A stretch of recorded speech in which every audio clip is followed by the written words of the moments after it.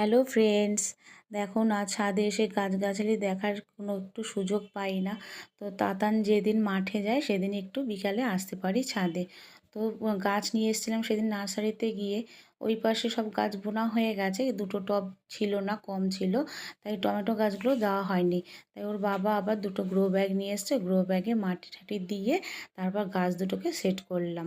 হাতের মধ্যে দেখো না কাদা মাটি মেখে একাকার হয়েছে, আর ডান হাতটা ব্যথা, তাই আমি অতটা কাজ করতে পারি না ওই হাত দিয়ে। এই দেখো এখানে ধনে বীজ বুনেছিলাম, ওগুলো ছোটো ছোটো চারা গাছ উঠেছে।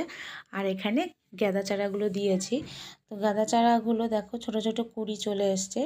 তো এই কুঁড়িগুলো হবে কি হবে না, আর গাছটাও ছোট, তাই ভাবলাম আগার থেকে সব কটা কেটে কেটে বাদ দিয়ে দিই। এগুলো বাদ দিলে কি হবে, সাইড থেকে সব ছোটো ছোটো ডগা বেরোবে, তাহলে গাছটা ঝাঁকড়া হবে। এই তো সময় পাই বলে বিকালে একটুখানি ছাদে আসতে পারি। তো কেমন লাগলাম আমার ভিডিওটা তোমরা কিন্তু কমেন্ট করে বলো। টাটা।